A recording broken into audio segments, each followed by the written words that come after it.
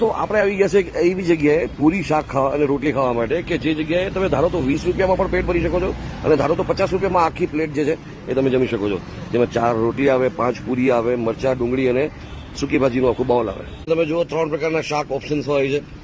એક છે સૂકી ભાજી, એક છે રસાવાળા બટેકા અને આ છે સેવ ટમેટા. અને હું આવી ગયો છું તેના રાજકોટના પશુ દવાખાના ચોક કહેવાય, વિજય પ્લોટ છે, ગોંડલ રોડ અને ગોડાઉન રોડની વચ્ચે આવેલો આ ચોક છે.